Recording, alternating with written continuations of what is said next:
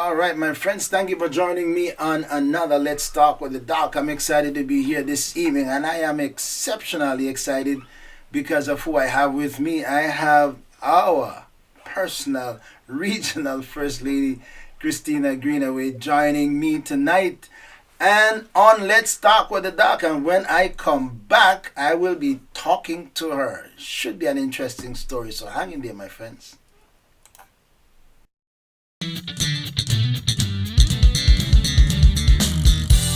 ORB Ministry presents Let's Talk with the Doc.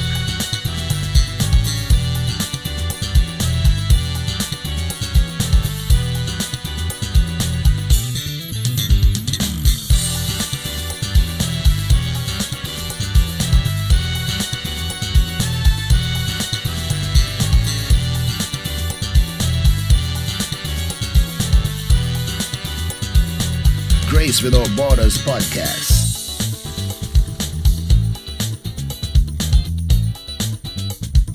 A thought for you. Ask Pastor. And a whole lot more. You never know what's next or who will join the conversation.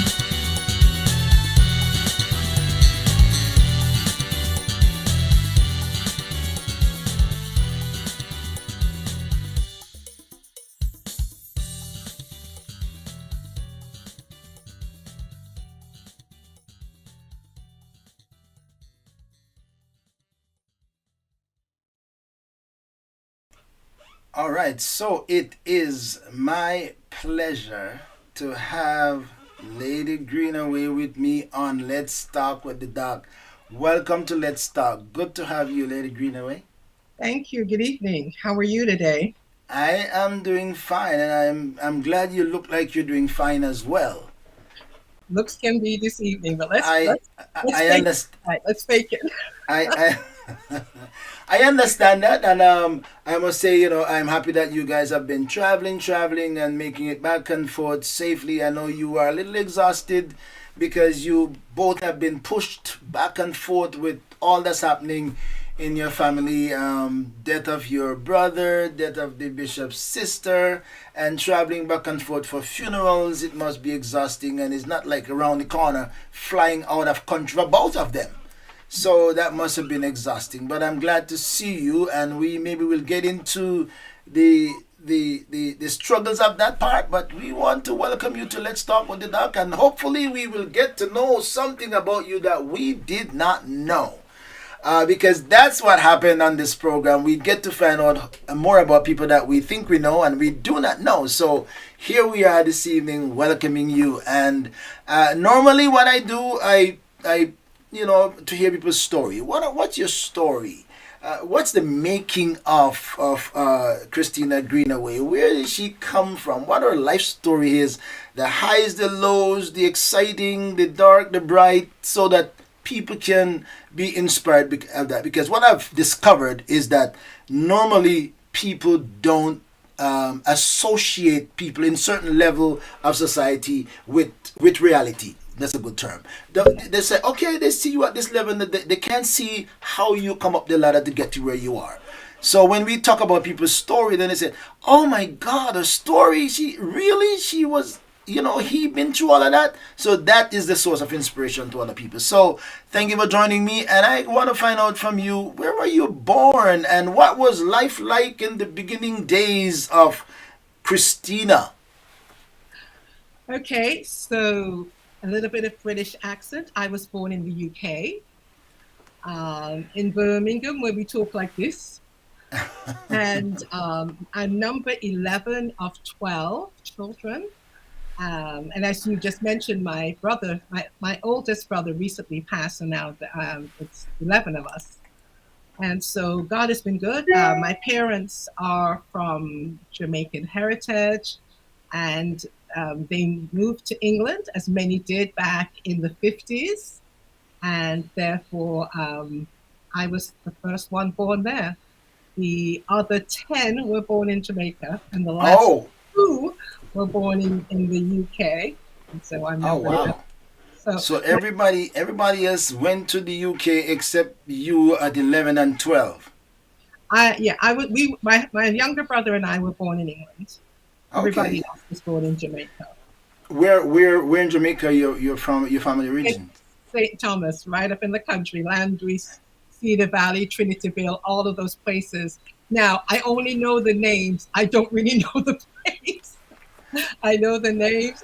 Well, I've been I there meant one time, but I really don't know all of the background of all of that. I just know the stories because my parents would tell me the stories, but I really don't know the place. so I'm a little bit more familiar with your parents' origin than you are, because I know Trinidadville, Cedar Valley. I know St. Thomas quite a bit. I've spent some time in St. Thomas, so I know a little bit about down by Bath and all of those things. Yeah, I know that.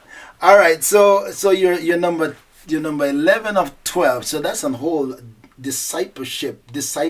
What was it like with 12 of you growing up together? What was it like? Was it a Christian environment? What was it like? No, it was not a Christian environment. And there were seven of us eventually growing up together because back then, when the parents came, they didn't bring all the children in one go.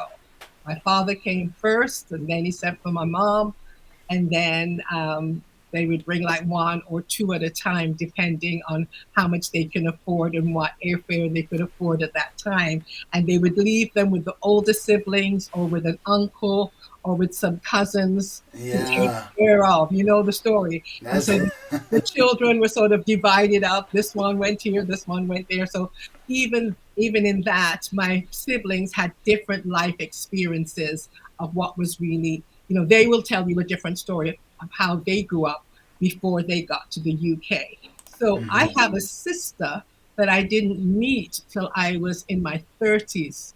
wow. I knew of her, but didn't meet her. So that was something that people thought was really strange. How can you have a sister and you don't meet her?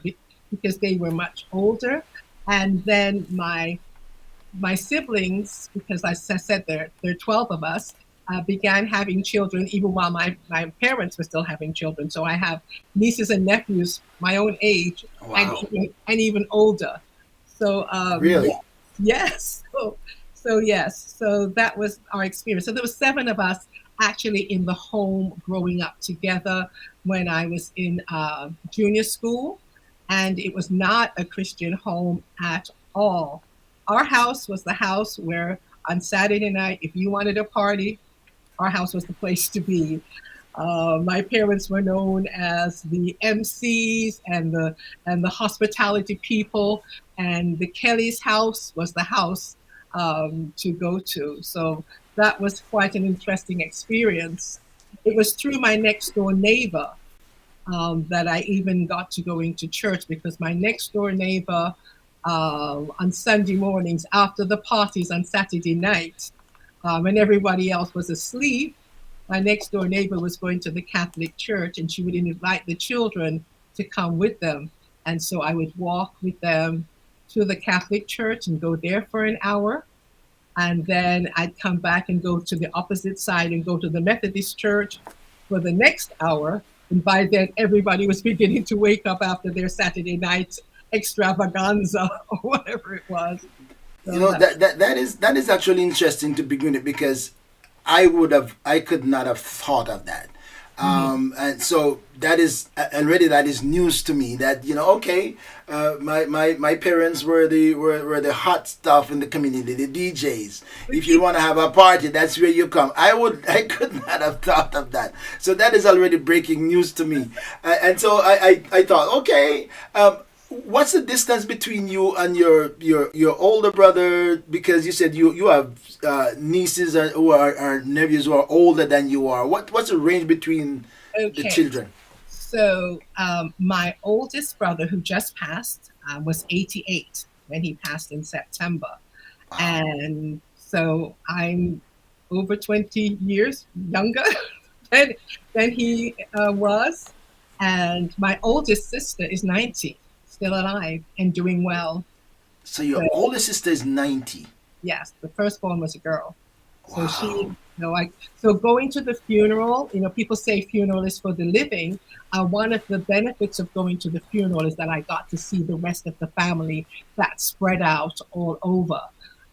There were just three sisters that couldn't come. One because of illness, and the other two were just not in the areas that they could make it there. And so, but we FaceTime and we connect.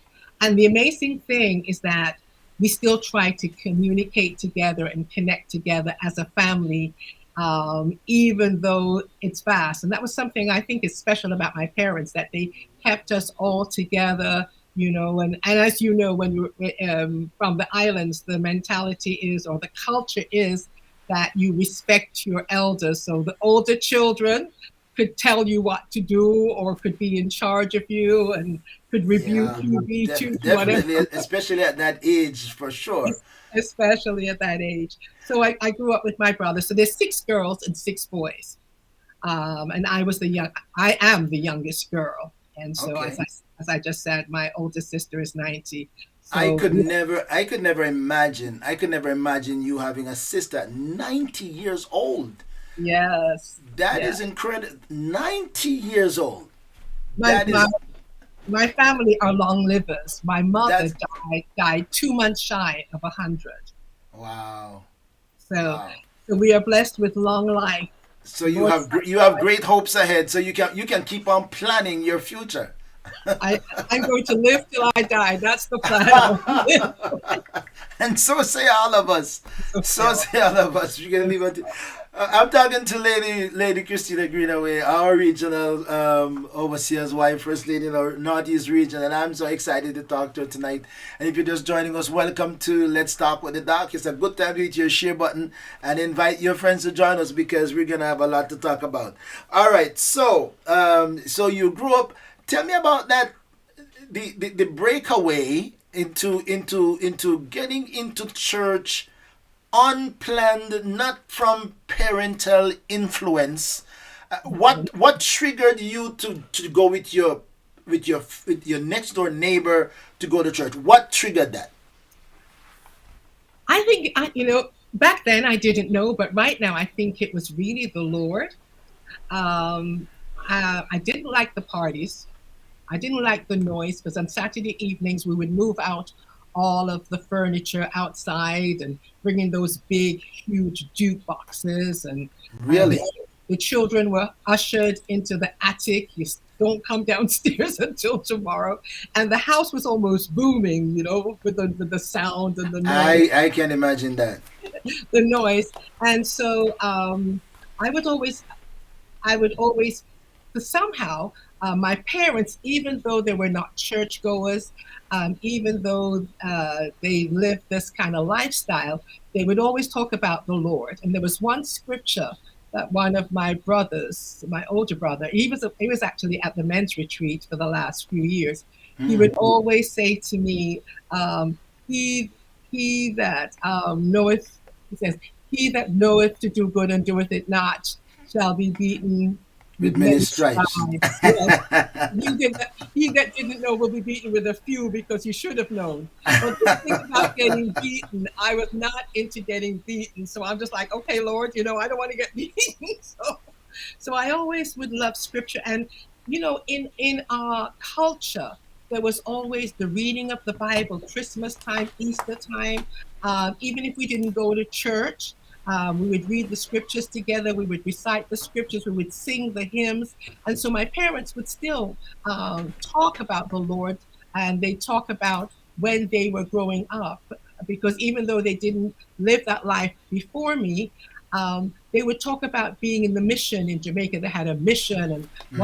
what the mission leader would say and what the mission leader would tell them to do, and they believed that very strongly. So I think a lot of people would come from that Christian background, get to the UK, the US, or wherever, Canada, and then they would start their own thing in the meantime, find a way that they felt was better. But they would still know in their heart of hearts and from their experience who God is and what they were required to do.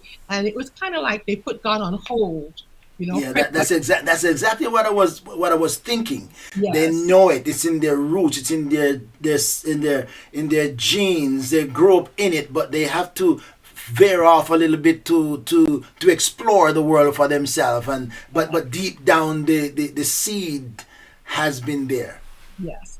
And the amazing thing was that with all of that, um, my aunt and uncle, my father's sister and her husband, they were pastors in the Church of God of Prophecy. And it was a small little group. And they had service. They rented a church hall, and they would have service on Sunday evenings at 5 o'clock. So they would gather any member of the family that they can get.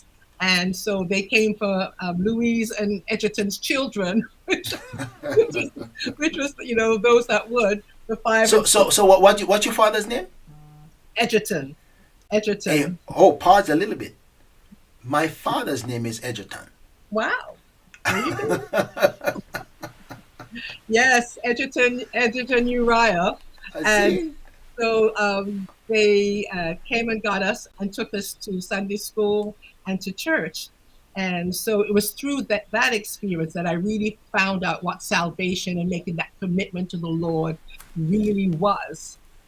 Even though I'd gone to the Catholic and the Methodist church, it was through the Church of God of Prophecy that I really understood the committal to salvation and making that saying yes to Jesus and turning your life around. At that young age, what were your parents' reaction because they weren't in it, and at that young age, you say like 11, 10, 11, somewhere thereabout. That's right. What were their reaction when they said my little daughter is going to become a Christian and we are not? How did they react to that? My father thought it was wonderful. My mother thought I was crazy. My mother was like, no way. She was upset with my aunt, saying that she's just trying to build her church. And he was totally against it because he felt that I didn't completely understand what I was doing, and that, I wouldn't be able to follow through. And if I made this commitment, I should be sure what I was doing. The amazing thing about that was that she told me afterwards that when she asked me, why am I getting baptized? And I said, well, if I should die, where would I go? And she didn't have an answer for Mm. me. And so she sort of reluctantly said yes to my aunt. And my mother got saved at my baptism. Oh wow! You see that? That's great news. That is great news. You know what? As you said, that's something that pops in my mind. I read something about the Christian martyr. Mhm. Christian martyr. I remember one of these disciples that they were burning these guys at the stake and they were killing for whichever way they were martyring them. And one of these guys who somebody reported on about his Christian faith, and up on the time of his death, he walked up to his martyrdom with such joy in his face, and like he was going to something good. And the author said the very person in the audience who made the report and caused his death walked up behind him, confessed Christ, and died with him. Wow. So at your mom's resistance of your youthful innocence of getting baptized, and now at your baptism she got saved. Tell us about that. Tell me a little bit about what did she say happened to her. So, after you get baptized and then the preacher comes out and asks if there's Yeah, anybody yep, else, yep, yep. and my mother got up then and gave her testimony and was crying, saying that how she tried to stop me Oh wow. from getting baptized because she figured I didn't know. But as she watched me make that decision, and as I asked her, if the Lord should come tonight, what's going to happen to me? And she couldn't give an answer. She said she just had to um, look at herself again, check herself again. And my mother, from that night, made up her mind to serve the Lord. My father, who was excited, he just carried on his good old way for another, for another 15 to 20 years. But Oh my goodness. my mother, she just said no, and she began turning her life around and following the Lord. And so that was a wonderful thing. I was, as I said, 11, 12, and never looked back since. And something what was interesting, a lot of people would say to me, supposing you backslide. Hmm. And I'm saying, why would that even be an option? I don't even know why people, because if you trust the Lord to save you, why don't you trust Him To to keep you keep right. you? But a Hmm. lot of people would say that, well, I'm not going to get saved because supposing I backslide. Well, supposing you stay saved, that's what the Lord calls us to do. Calls us. Where you're leaning, if you're leaning to get to backslide, you will. If you're leaning to stay safe, then you will. Yeah, so that never entered my mind of supposing I backslide. All that entered my mind was that I wanted to serve the Lord. I wanted to know more about the Lord, and I didn't want to go to hell for sure. And so I wanted to learn and to know everything I needed to do to follow the Lord. So seeing where I am today and seeing where I came from, who would have thought it? This, Who would have thought it? yeah. Uh, um, so, as you both grow in your salvation, in your faith, your youthful faith and your mother's youthful faith as well. She was older but still youthful. What kind of conversation you both have going to church, walking away from everybody else? You both going to church. What are some of the stories you talk about as you got older and your mom see that, oh, she's still holding on now, she's moving? What was their conversation and that? Well, the interesting thing, funnily enough, God rest their souls, as I told you, it was my uncle and aunt. So my mom, sort of felt she couldn't go there because she knew more than them. So even even though they were very instrumental in our conversion, she wanted to find a church like what was back home. So she was looking for this church like Oh. a place called Muppet Hill where they used to have this meeting, and she wanted a church like that. So she looked around for a little while.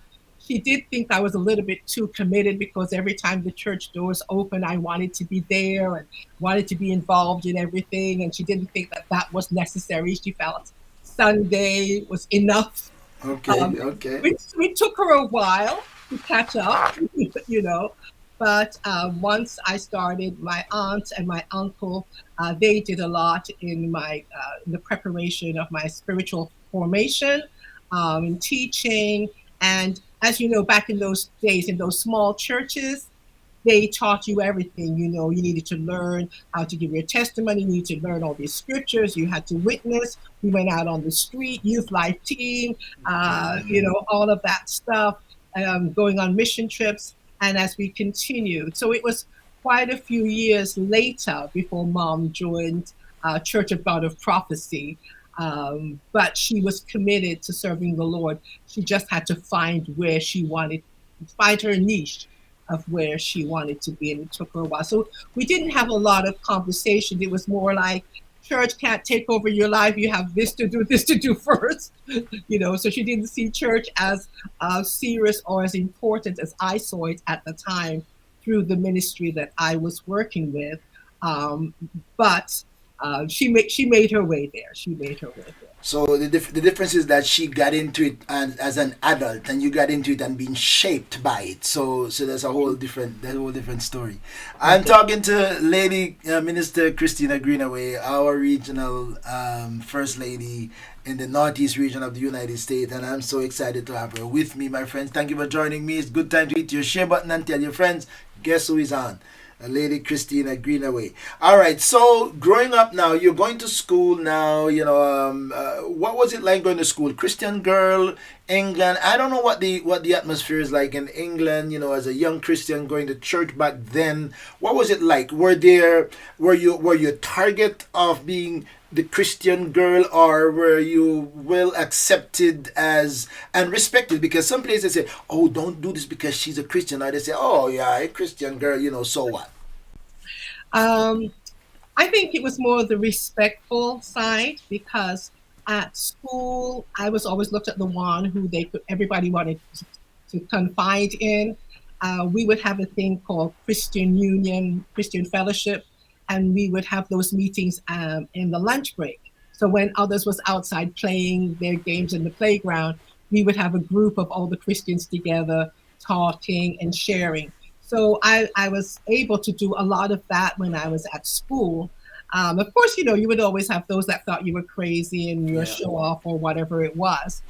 But I did have a lot of opportunities to share my faith, not that so much, telling people what to do, but because of the Christian Union, we could talk together and pray together. And back then, we had assemblies at school in the mornings. So we would sing hymns and we would have scriptures, and the schools were more Christian Right. oriented than they are now. You Right. know, so your headmaster, the headmistress, they would come and you'd have prayers, scripture readings before you went into class. And so it was more acceptable than it is today. So yeah, I had no problem back then. So I was able to, continue my Christian experience and just keep looking towards the Lord of where I wanted to be further along in the Church of God of Prophecy. All right. So as you grew up, what when did you say when did Christina say this is what I want to become? This is what I want to pursue. Where when did your career focus, when you did begin to focus and said I want to become that or that or that? I'm not sure exactly. I know that through our church, we had a thing called um, the youth mission team. And in England, we would have these trips. Bishop T.A. McCullough would organize these huge trips where from England we would travel to the General Assembly. And so we would save up. So all of our vacation time was either in something to do with church, General Assembly, youth camp, or youth mission team. And coming to the General Assembly, I remember Terry Mahan was the national youth director at the time, and he was talking about going on youth mission team. And so I would save my money and determine that's what I wanted to do. I wanted to go on mission. I wanted to share. Even in our local areas, we would have Saturdays, we would go out into the districts on the street corners with our scriptures, singing songs, doing witnessing. And our church, unlike so much that it is now, encouraged our young people to know the scripture, not to read it. You had to memorize the scriptures, and then you had to go out and tell somebody, because that's what you did when you got saved. You shared your salvation. You shared what Jesus had done for you. And we had a lot of open air meetings and people out on the street corners. And so that was done a lot. So I was very involved in that in our church, in our youth camps, being camp counselor, as we called it back at the time, on mission teams, in district meetings, and helping out. And when I got into my early 20s was when I began working for the national overseer of the church and got even more involved in, church work as I continue to be today. So that is interesting. So you have never actually gone out into the secular world. It's like you're just like shaped in, focus in, and the church from all the growing up to your early 20s.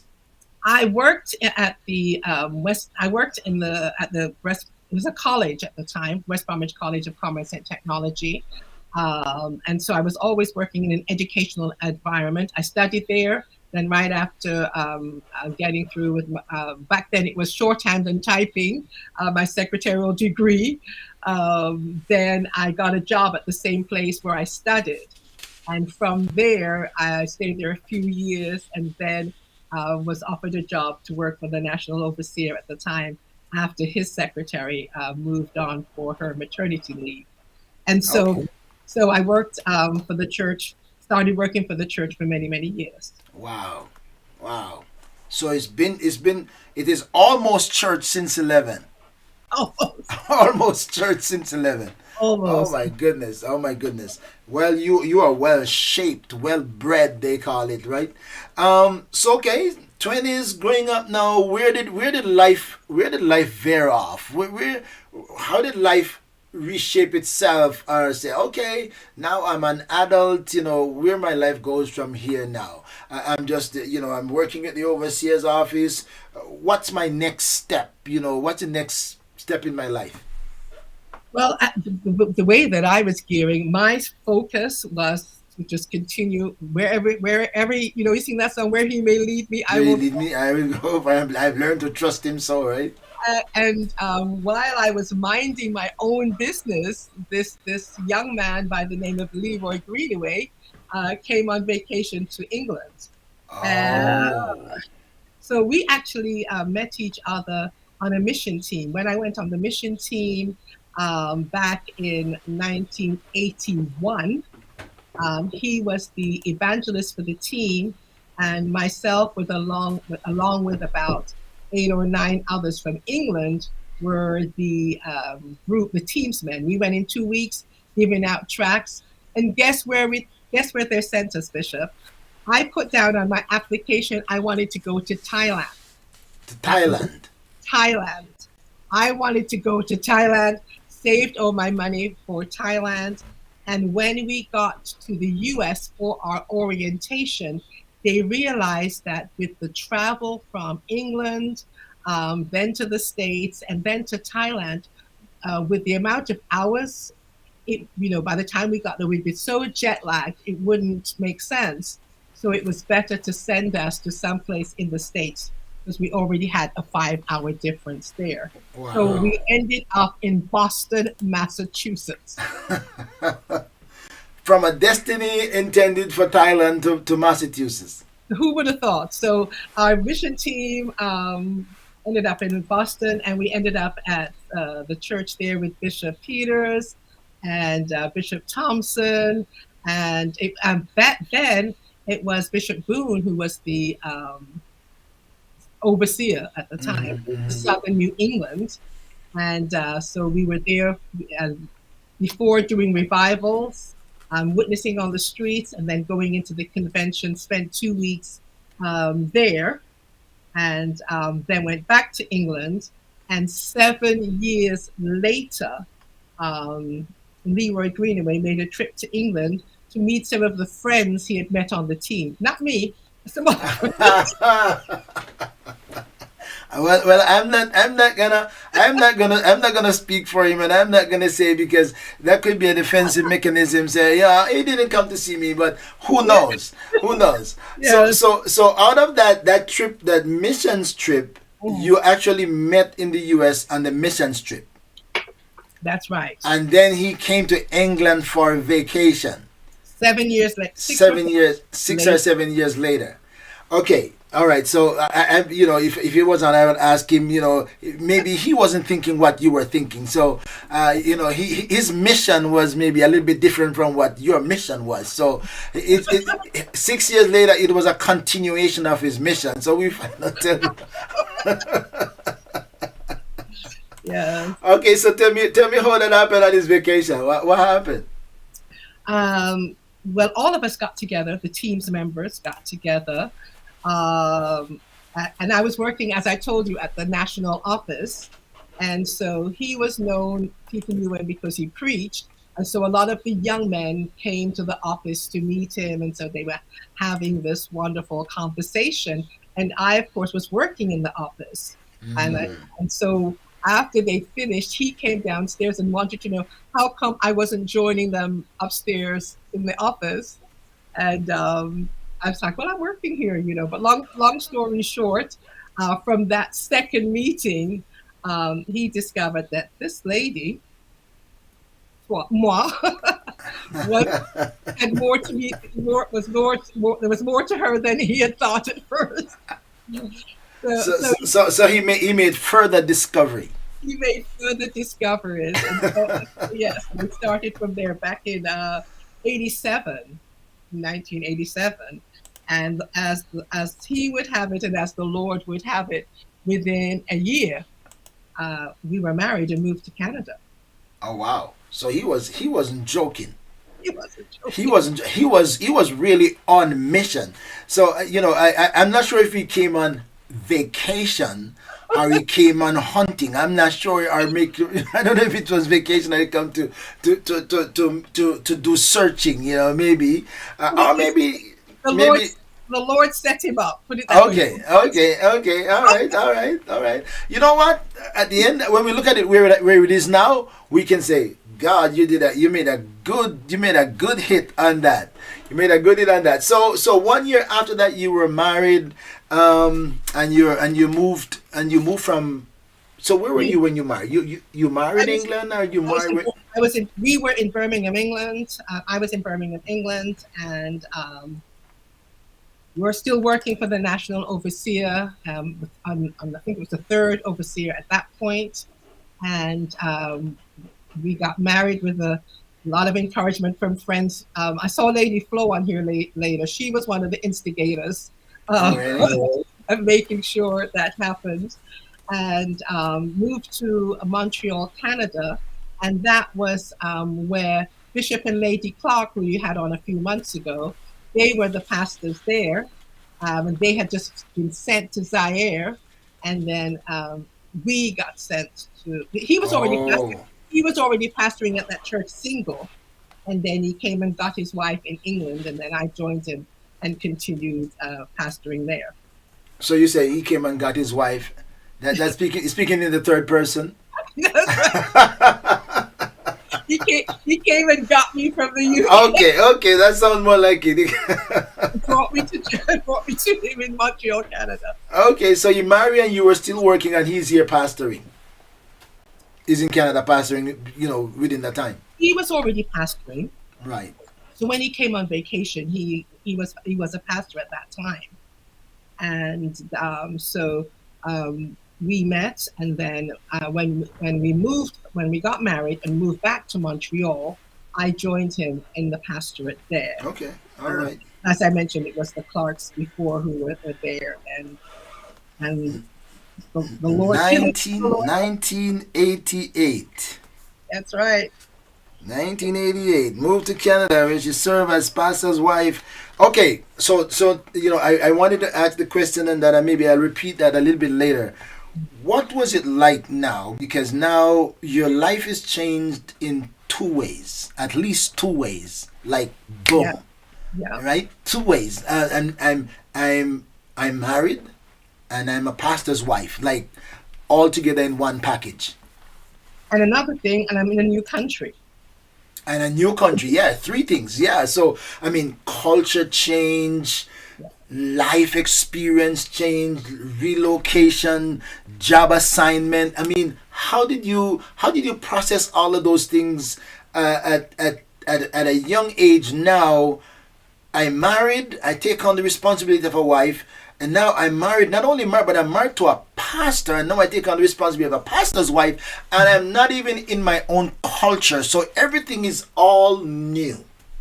Everything was all new, and also in Montreal, the prominent language was So, French. so that's actually Montreal. Oh Yes, wow! So that's four things. So now it's French as well. it was French as well, and I was very British and knew no French. And they encouraged you as anyone coming into the country. The first thing you had to do is to go to French school, French Wow. immersion, and you had to go every night, Monday to Friday, from 6 till 10, because they were determined that you would learn this language. Wow. And so I didn't get into the school immediately because there were so many people going there.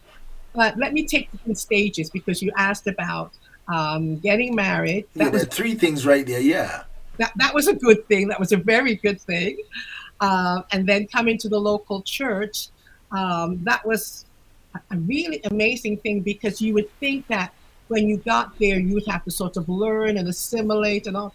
But the people were so warm and welcoming. They made it easy for me to settle in there and to work with them. And I didn't even remember that I'd come from a different country, because it was just like another church family.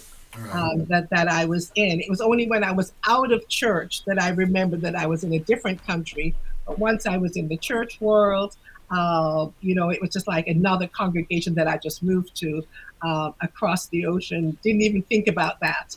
So the Lord really helped us there with that and just made the blending very easy. I think one of the other things was that in my mind, I'd already determined when I said yes and that we decided to get married, that wherever the Lord is leading you, that He's gonna fix it for you. If the Lord is determined that we should be together, He's going to make everything else work.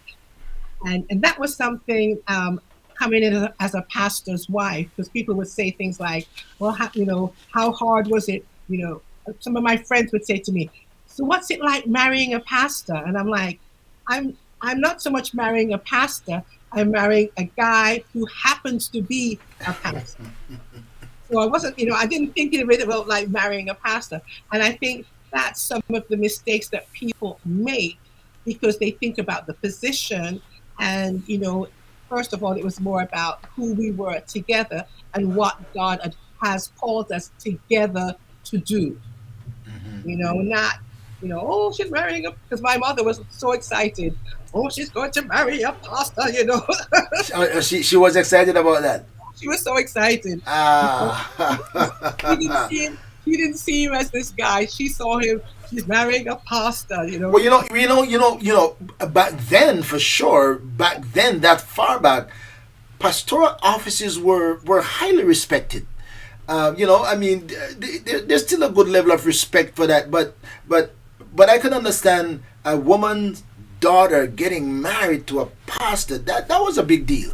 That was a big deal. Whatever was the driving force behind it, but that was a big deal. So I could see her, feeling good about that. Yeah, she felt very good. The whole family. Um, you know, Christine found this man across the seas, a pastor. uh, you know, but I think in all of my Christian experience, to me, it was, where is the Lord taking you next? Right. He called me as a child. I went on, through my young age, being as following as much as I can in the church work, trying to be faithful throughout there, going to different churches. Even in the local church that I was at in Dudley, involved in everything, worship leader, double MB leader, Sunday school teacher, fundraiser, pastor's aide, doing everything. Uh, desiring to be faithful in all of these areas. Moved from one area, went to in Slough, another area of England for a while, working there with the overseer at a local church. They're getting very involved there. And not so much, I'm taking my focus onto what am I going to get, but what does the Lord want? And I know kind of sounds super spiritual, but I think it's really what helped me, because coming from one country to the next is a big jump. And it can throw you off because people come and they miss their family and they get homesick, and I don't speak the language, and I haven't found the job that I want yet, and it's so different. But when and I'm sure you've experienced that too, Doctor, that when you know that God has called you to a certain place, you are resolved that everything's going to be fine. Yeah. Yeah. Everything's going to be working out. And so you just trust that if it's God's will for us to be here, then it's going to be fine. And Even when even when in the initial stages it doesn't look like it or you can't even see it, but yeah, you gotta trust it. believe it. You trust it to be you. You trust it to be so. You trust it to be fine. Amen. Amen. I'm talking to Lady Christina Greenaway, of course, the First Lady of the Northeast Region of the United States, the wife of our regional overseer, Bishop Leroy Greenaway. I'm just hearing their story. And somewhere, Bishop, behind you may be listening. I almost guarantee you're listening. Maybe one of these days you tell me about that missions trip that you went to England for. Whether that was really a missions trip or you were just on a mission. Yeah. Not mission. Let him tell that. They're gonna tell me about that. Is a mission trip or just a man on a mission? All right. Okay. So now you're married. You're in a new place. You're a pastor's wife. You're learning French, and now. At what point did you guys have children? How early in the marriage did you have your first child? Well, early. He took long to find me. Just so you know, he took long to find me. So once we found each other, with by the second year, we had Jessica. Oh, And so yeah, so and that was, the church was so happy that their pastor found a wife, and now they having children. So that was beautiful for us both. And yeah, within the first few years of our marriage, we had Jessica and James. so they were close to each other. Yes, they were close to each other, and the church was close to them, and helped us to raise them. They came in and learned more French than I ever did, Of course, because because their minds are still young. They're learning it from the beginning. their minds are still young. And I was blessed to work at an English-speaking university, McGill University. So the French wasn't as adamant for me to learn at that time, and so I just needed to learn enough French to get by. So not as others had to do, to be totally bilingual. So I learned enough to get by and to survive for the time. Wow. That's interesting. That is interesting. I'm just getting to know the story about Lady Greenaway. Of course, everyone has a story, and everyone's story is unique. And from the beginning of the conversation, the uniqueness of her story with her mother and her baptism, and the whole background is an amazing one. So as you grow up now not grow up, but you're married, you having children, and you spend what 14 years in Canada. Yeah, a little bit more than that. 15 and a half years spent in Canada. And then we were asked to leave and move to Delaware, the Mid-Atlantic region. And I'm sure you've heard about the Mid-Atlantic region before in some of your interviews and stories that you've had. So we were sent to the Mid-Atlantic region. The children, Jessica was 12, James was 9. It was a difficult time for them. And it was challenging for us because it was difficult for them. But we believed it was Was it difficult because of what was most difficult?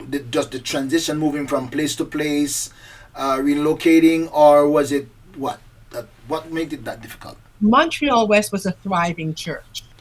There was a lot of young people. The church was happening, and they had a lot of friends there. And we were very involved in the church. They were very involved in the Sunday school, the children's group, and all that was going on. And then we became regional overseers, and we were not in our own local church. We were visiting all these different churches each week. We were at a different church. They were unsettled. And so it took them a while. They made it very clear they did not like it at all. They missed their friends. They missed their church family that loved us and them very dearly. And so even though we made up in our minds, we realized that age, if we were going to move, we couldn't wait till later. Mm-hmm. And so for us, in our response to the Lord, that was the best time for us. It wasn't the best time, as I would say, for them, but the Lord helped us get through that transition. Because had it been a little bit later, they probably would have said, "Leave us Leave here." us here, right? Yeah. But We the first year was hard, but now they wouldn't have it any other way. They wouldn't have it any other way now. But the first year was hard. and change and transition is always a challenge. People don't like change. Even when it changes for the better, it's until you discover that it's for the better. But just the fact that you have to make a change, pull up your roots, and at that age, they've already established their relationship with their little church School, friends, and right? and especially they got into the Mid Atlantic, and they don't, like, they're not rooted now. They're like mobile, up and down. So they can't really build relationship because they see new people here, see new people there, see new people there. So I can understand the yearning for what was back That's then. that's But right. as you say, eventually, people understand this is my life now, and how do I make the best of what it is now? Yes, we did a lot of praying for them. We did a lot of praying, and learned, about the struggles of dealing with kids at that age.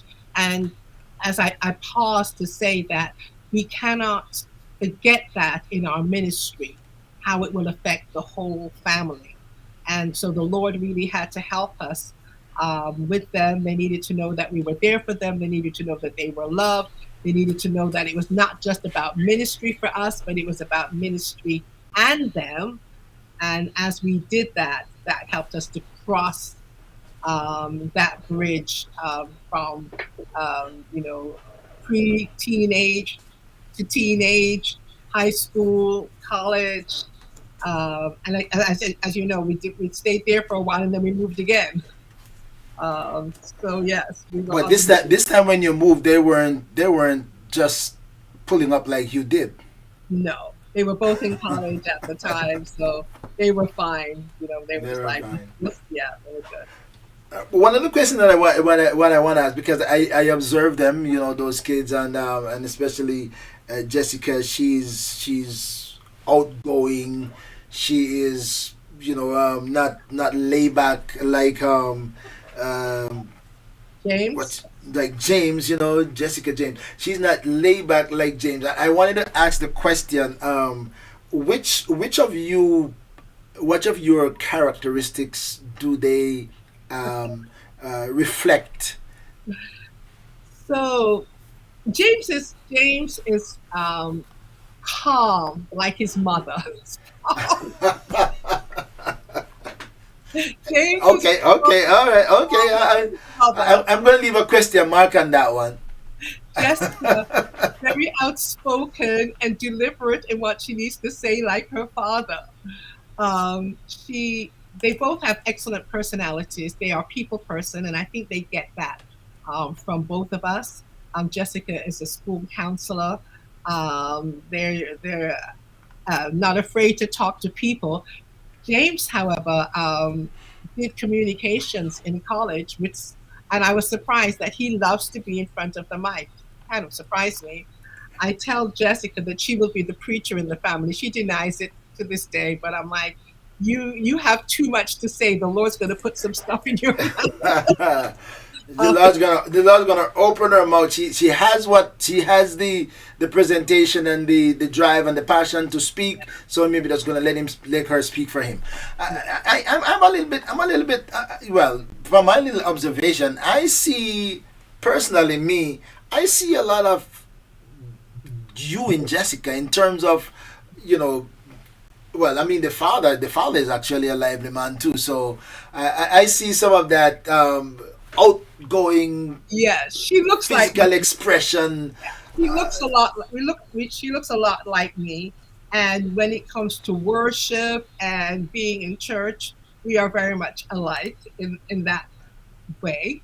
Um, but when it comes to, I will be more diplomatic in Okay, addressing okay, something. okay, okay. He, All right, he's okay. very forward in saying what needs to be said, Cut and and dry. cut and dry. Cut and James is very diplomatic. yeah, I could see James being diplomatic. That's right. Yeah, I could see that. I could see that. But I could see that. as she gets older, she says things like, "Mom, I can't believe I'm so much like you," Um, but yes, we're very happy to see how they've grown up. And we just, James is in Delaware again, and helps out at the church there with the music. Good for Uh, him. there, Jessica's right here in Albany with us. Oh, With she's in Albany now. She lives right here with us with her Oh, husband.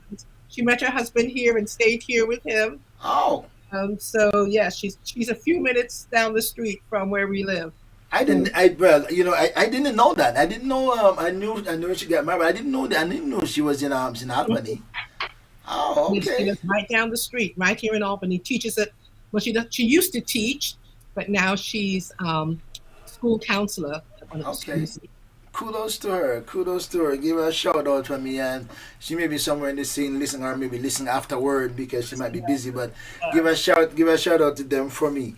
All right. Tell me now. In terms of communication relationship, what's the what's the difference? How would you calculate or assess being the pastor's wife at a local level and the overseer's wife at a regional or state level? How do you compare those if you can? I can. So earlier you said something about climbing the ladder, Mm-hmm. and the highest ladder is the pastor's wife's ladder. So like, there's nothing like being in the local church with the people, growing with them, seeing them, baptizing their babies, marrying them, seeing their Mm-hmm. experiences, crying, praying with them, and building that relationship. Doing regional work as you don't get to sort of make those ties as quickly as you'd like because you're going from place to place visiting. And so I'm grateful. Did I lose you? No, no, you're okay. You're okay. Or you just put me on main screen. So um, traveling around, you don't get to build those bonds as much as you would like.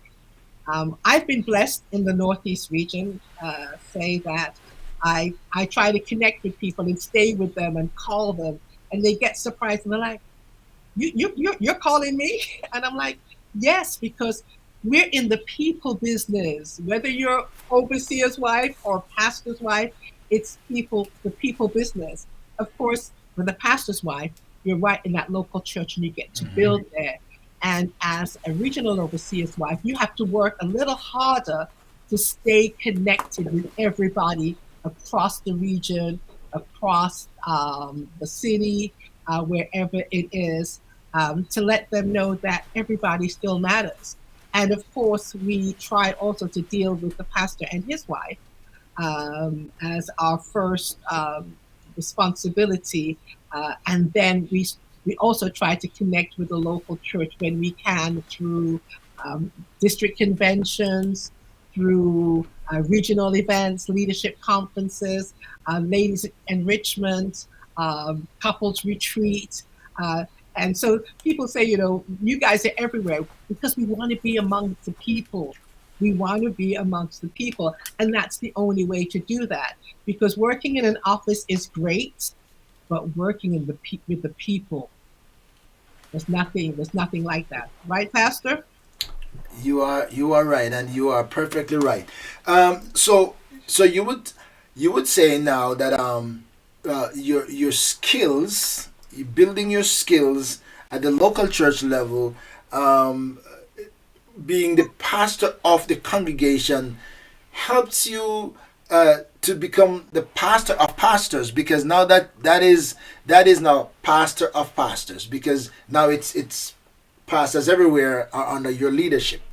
So while you're not in a local level, but the skills, the relational aspect of the skills to relate to the congregation carries over into being pastors for pastors, and not just pastors for members.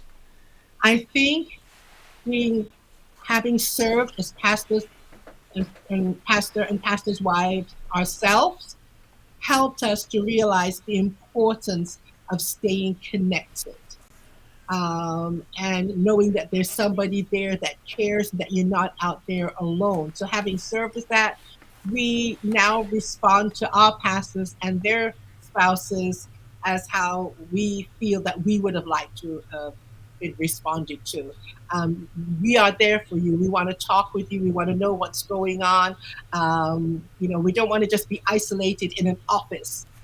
Administration is important, but people relationship is even more important. And that's what we also need to remember. And it's just an extension. It's an extension because it's just like little arms stretched out with little different blocks all around the place.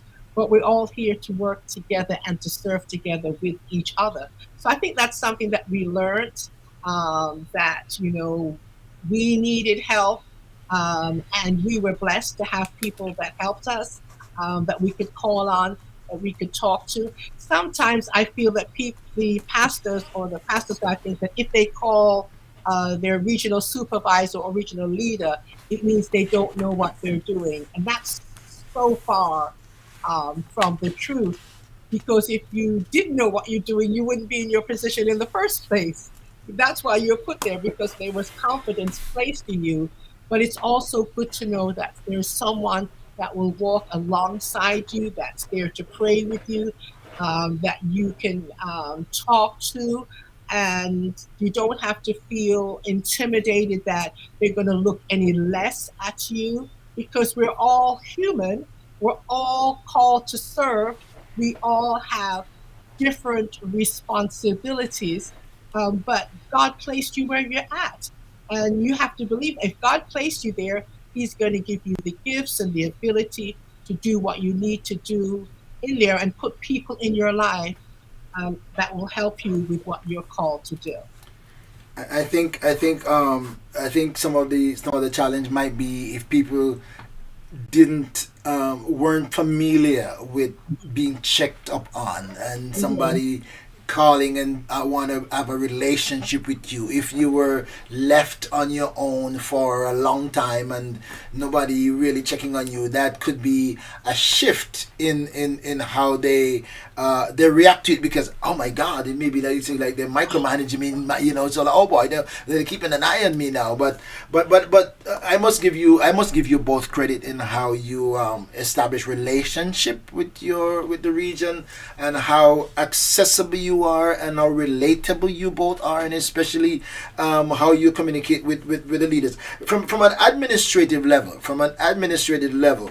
Um, how would you compare administration at the local church versus administration at the regional level? What's the most complicated part of that?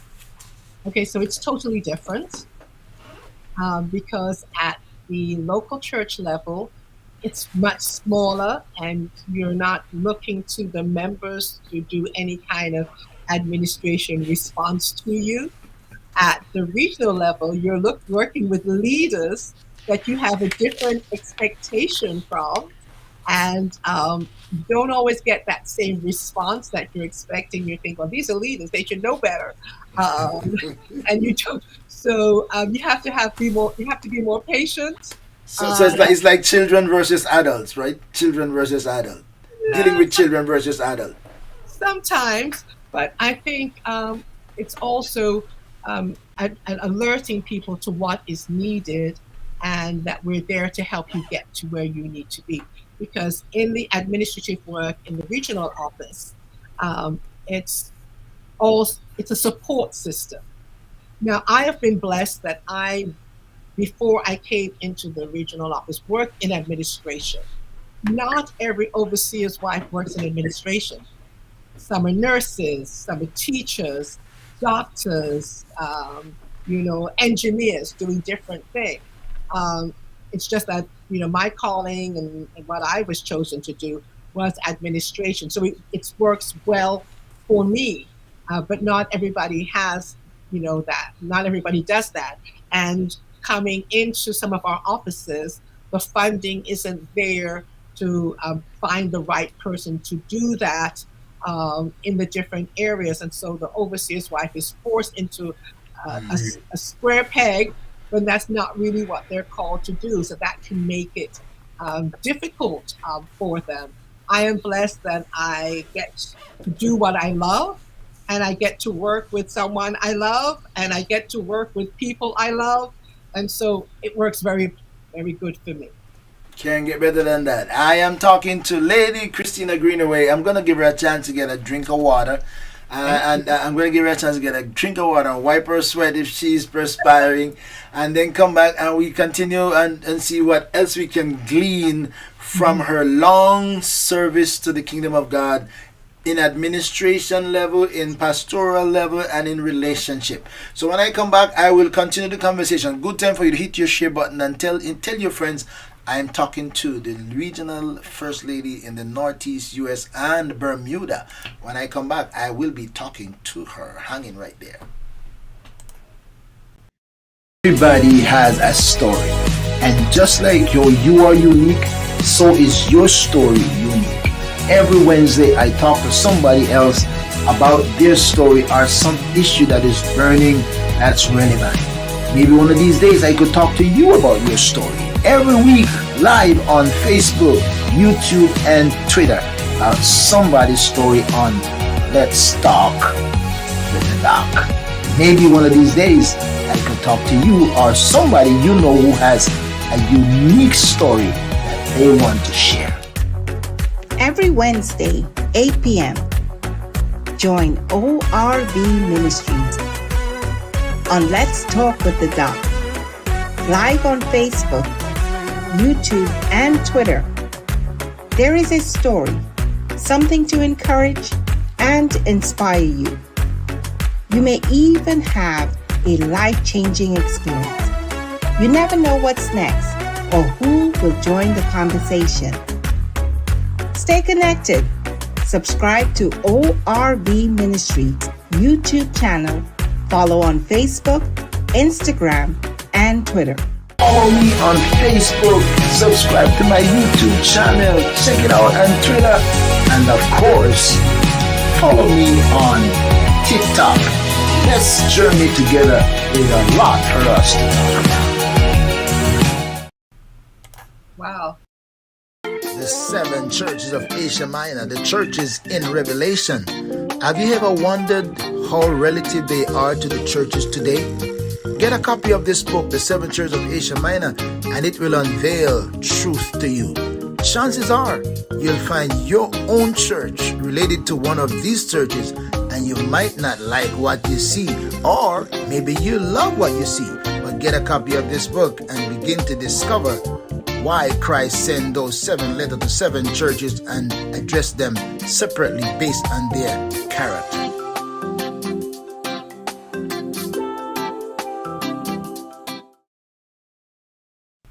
All right, my bad on that. All right, thank you, Lady Greenaway. We know you're tired and we know you're exhausted because you have been traveling, and I would be remiss if I didn't talk about what it has been for you and your husband and families for the past couple of weeks.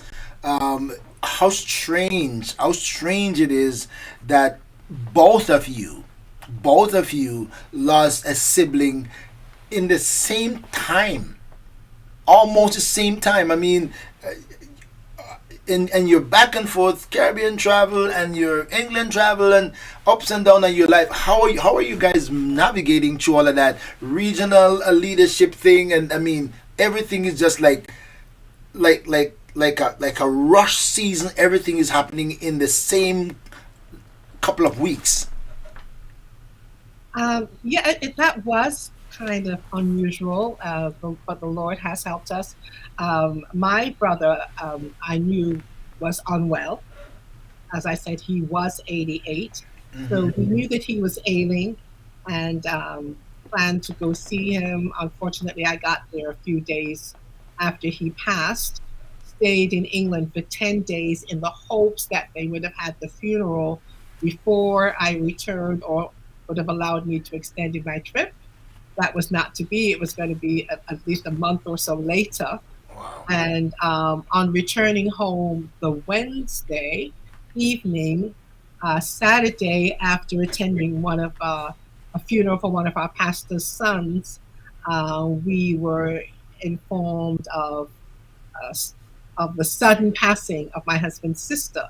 So that was more shocking because she wasn't sick, so to speak.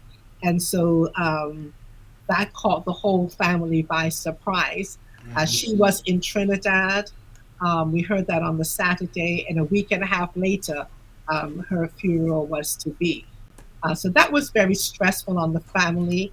But it's the amazing thing is that when family gets together, even at these events, even though it's stressful before, we remember that we're family. We remember who we are, and the Lord.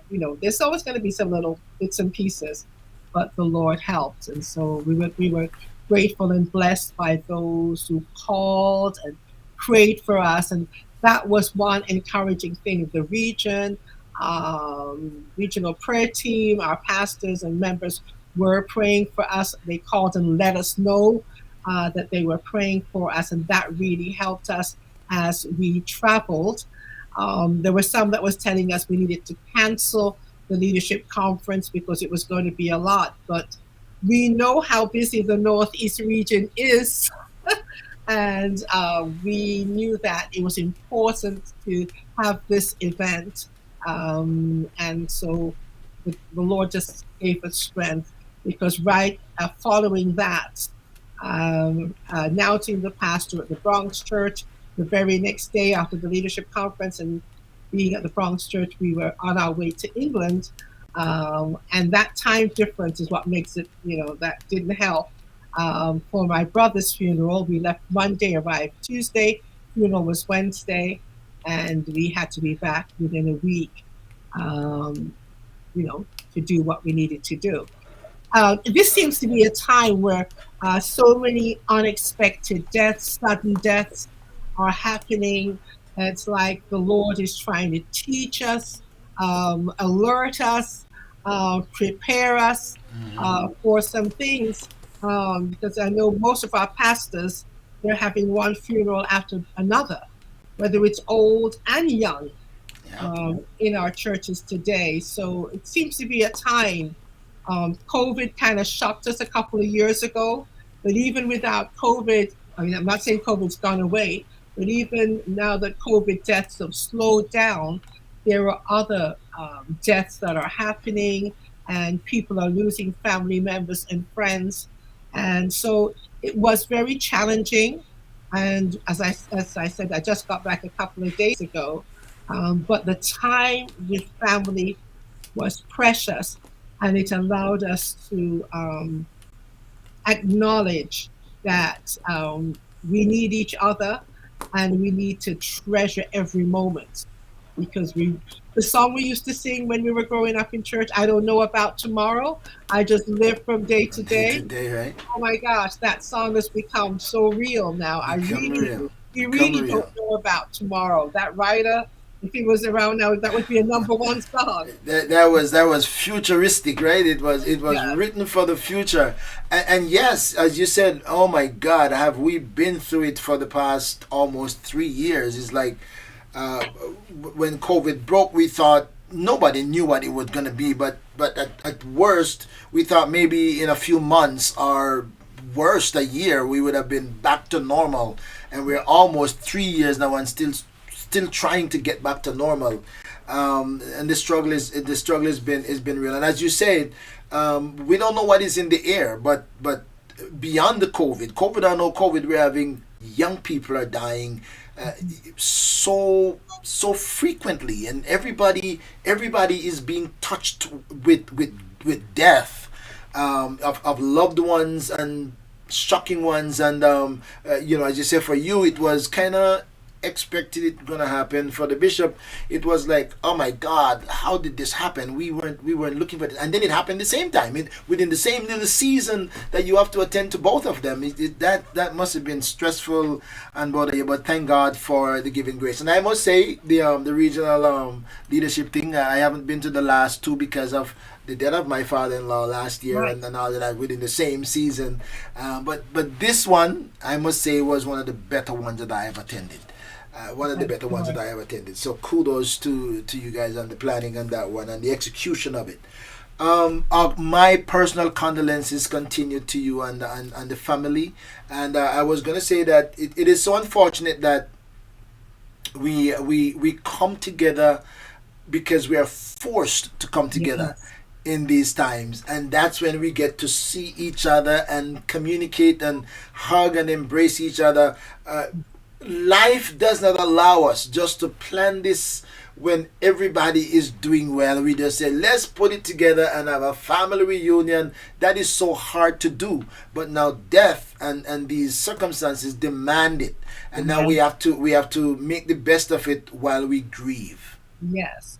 You know, one of my sisters, one of my five sisters, planned to be at the funeral, and she took 3 weeks. She planned to spend 3 weeks with us in the UK.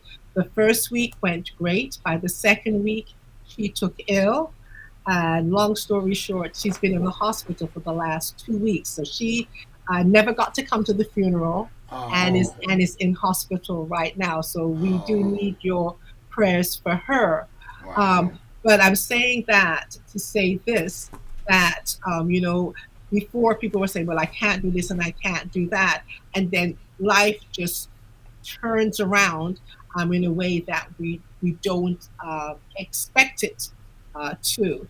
And so it seems that in these times that we are living, we have to be purposeful Hmm. about what we say, what we do, and how we live in these times.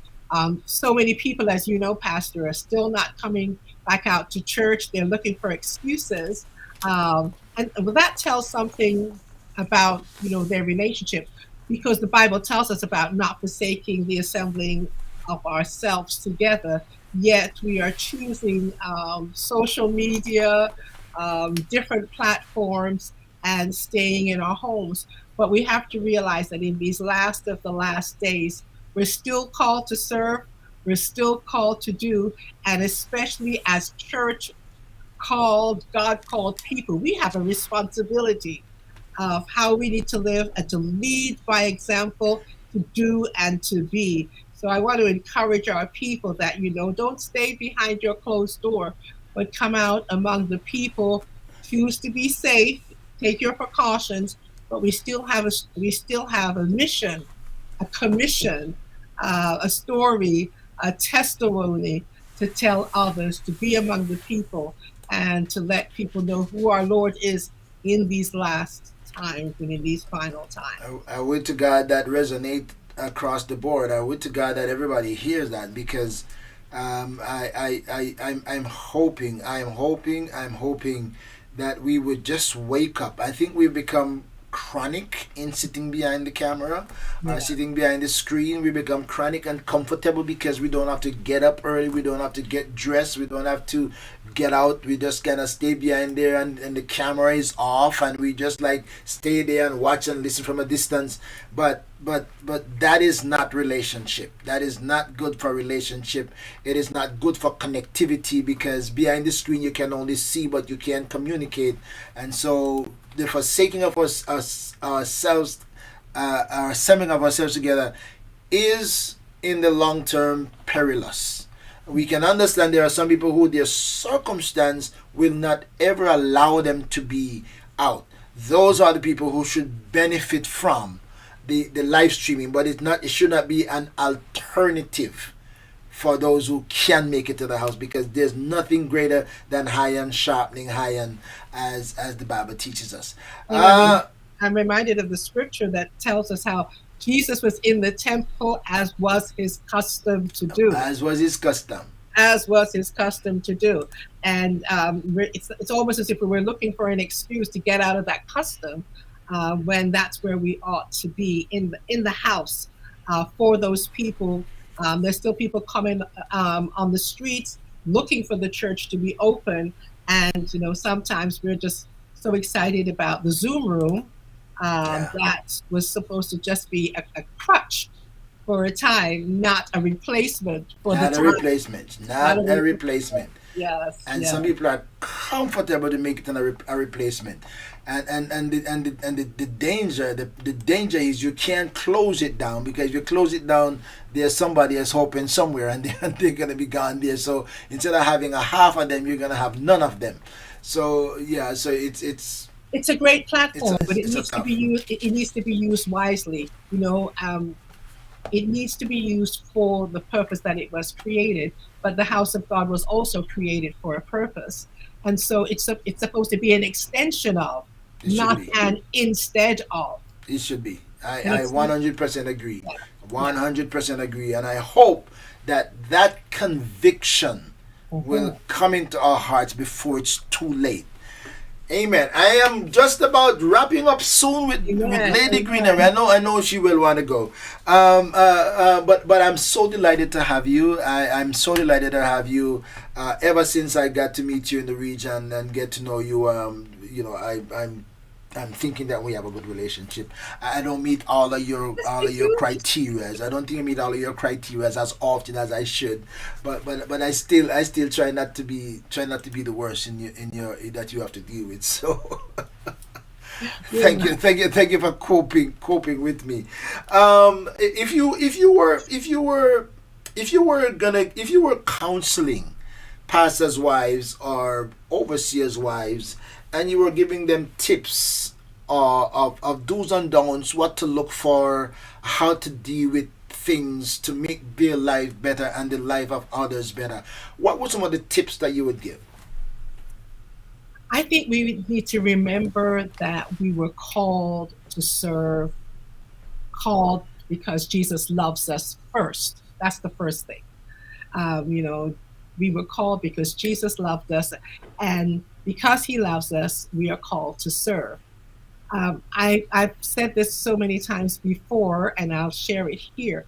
Um, uh, Going serving in the region, I've heard people say, um, well, you know, they didn't. He didn't call me. He called him, and I say him because most time it's a male pastor, um, or he called her. He didn't call me. But if you are together as a couple, he called you both because he knew who you were going to be with. So we're Mm-hmm. called to serve together. And so, therefore, it's not a one person and the other person stays in the background. We're called to serve together. We're called to help each other in our church work, in our church world, in our relationship, and who we are and what we represent. And so, to give a tip in this, your spiritual life, who you are with Jesus, who he is to you, is what will resonate with who you are to others. If you don't let that personal relationship shine out, things will upset you, things will get on your nerves. A few weeks ago, I spoke on the scripture and the story with Mary and Martha. And you know, we use that story a lot to say, you know, Mary chose the better part and Martha was cumbered.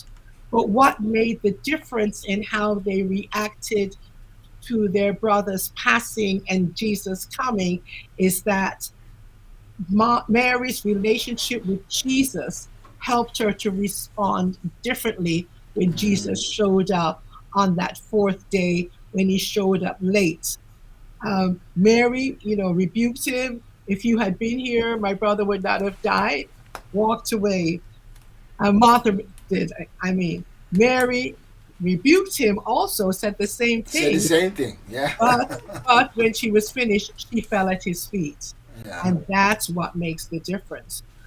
We can only survive. We can only get through all the hustle bustle with the people, with the things that get in our way, with the things that upset us, with the things that we think should be a certain way that may not be right, if we have a good relationship with the Lord and if we stay at his feet. We'll be able to smile, we'll be able to sing, we'll be able to rejoice in spite of it all.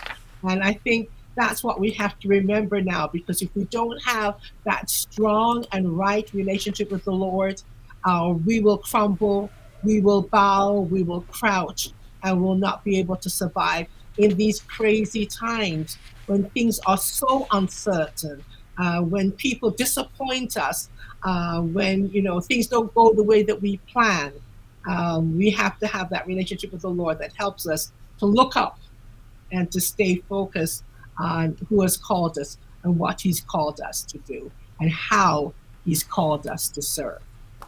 Amen. Amen. I'm talking to and I'm taking ownership. Our First Lady in the Northeast region. Somebody that I love, respect, and appreciate a lot, and appreciate her ministry. And by the way, she is an ordained minister in the Church of God of Prophecy since 2009. Graduated from Palmer Theological Seminary with a degree in pastoral studies, and also holds a Master of Art in Religion. And she has a degree from Gordon Conwell Theological Seminary. So she's not just a behind the scene pastor's wife just doing something. She's qualified herself and positioned herself to take ministry, not just with the pen in the office from an administrative level, but to take the word that brings life to everyone. I am so thankful that you joined me tonight, Lady Greenaway. I appreciate that. Thank you so much for joining me. What else you want to say to us before we let you go and get some rest? And thank you for just slipping this time in the middle of it after all of that hustle and bustle. I appreciate it because I know it takes a lot away from you, and I really do appreciate you taking the time. What would you say to somebody who is watching, who's that you say, I want to just say this to somebody? Well, before I say that, I want to encourage you in your ministry, in what you're doing, because I know it can be quite challenging. I see that you have many platforms, staying busy with that every day. And obviously, the ORB Ministries and the Let's Talk with the Doc is something that's passionate to you. And I believe that when we have something that is passionate to us, we believe that God has called us to do, we need to do that with excellence. And so I encourage you to continue doing what you do with excellence in your local church and in your ministry here. So thank you for strongly encouraging me to be here tonight. Strongly encourage you. It's been a pleasure. I didn't really feel that my story was any story to be told, but I thank you for the opportunity to share that, and I do hope that it will be a blessing to someone. To everybody out there, I just want to say that serving Jesus is the most wonderful thing that we will ever choose to do.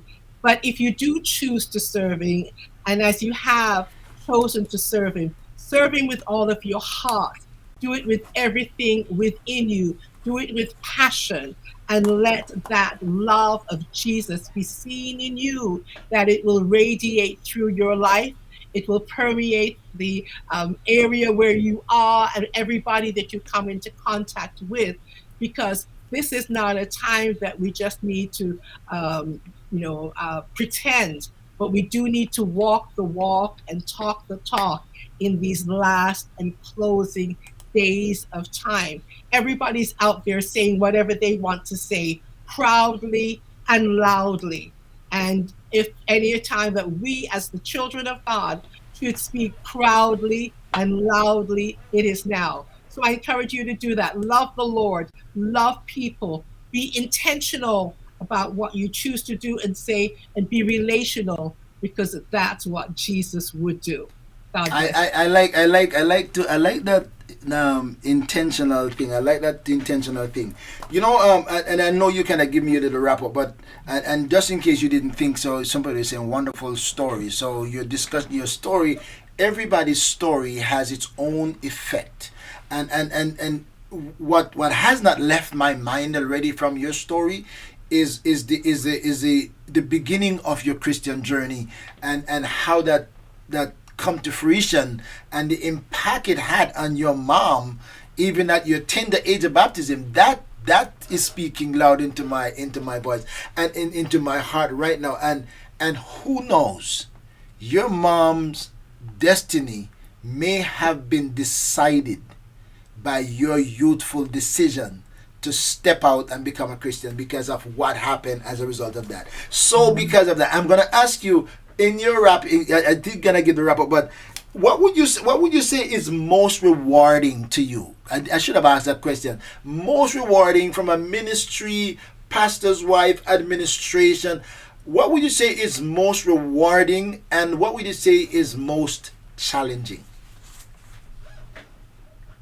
Can I go with most challenging first? You can take anyone.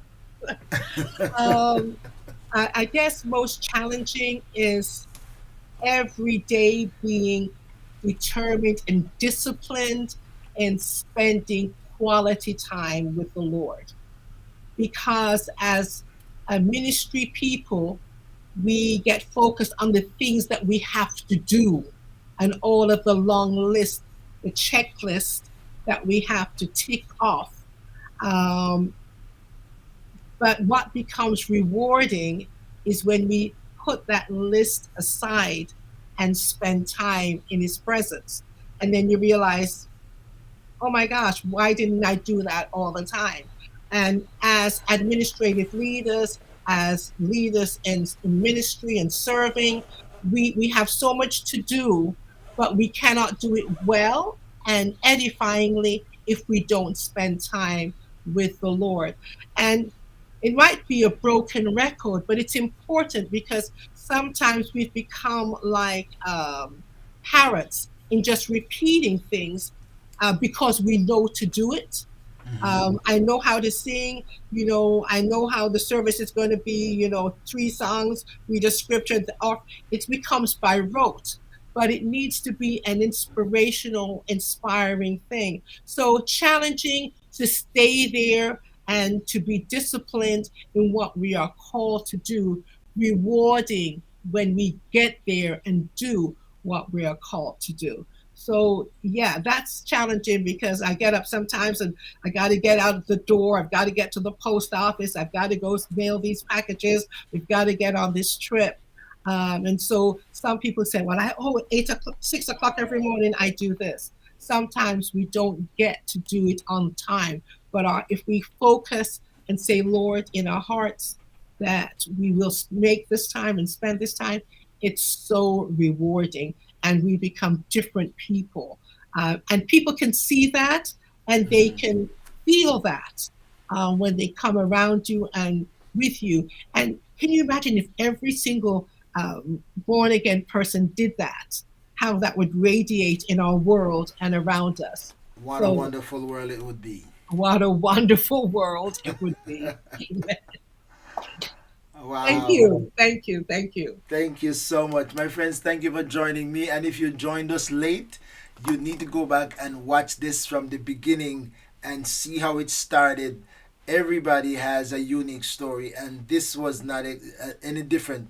Uniquely, and strategically positioned in a young life, beginning to love the Lord. Strange, strange, strange. You got to go back to listen and share it with your friends and let everybody get a chance to hear our First Lady, Christina Verona Greenaway. I'm putting in the middle at the end of it. Christina Verona Greenaway, her story, fascinating. Wonderful person. We couldn't have a better first lady in the region from my thinking right now to be our leader. And we love and appreciate you. We love and appreciate Bishop Greenaway. We appreciate both of you. Your working together, your spirit, your friendliness, your down to earth approach to meeting and interacting and no differentiation with anybody. That is just something uniquely special about you, and that's one of the reasons we love and appreciate you. You're never looking out for you, you're always looking out for us, and we Thank you. appreciate you a lot. And Thank you so much. thank you for joining me. Thank you for joining me. If you're just joining, you're late a little bit for the live, but you'll have a chance to go back and listen all of it all by yourself and enjoy it and share it. And if you're not following me on Facebook, make sure you follow me, subscribe to my YouTube channel, and by the way, I'm also on TikTok. So look out for ORB Ministries. We are taking ministry everywhere. We're not letting the devil have it and we stay behind the corner. We're tapping into all of it because somebody somewhere is going to hear that Jesus loves them. Until next time, I hope you will join me again on Let's Talk with the Doc. You never know what's next or who will join the conversation. So, see you when we come back. Lady Greenaway, you stay right there. I'm going to say goodbye to you offline. See you next week, my friends. Nice. Didn't I do that? Let's go. Well, thank you for checking in on ORB Ministries. I trust that you will share with your friends, subscribe, hit the bell for notification, and stay tuned, because you never know what's next or who will join the conversation.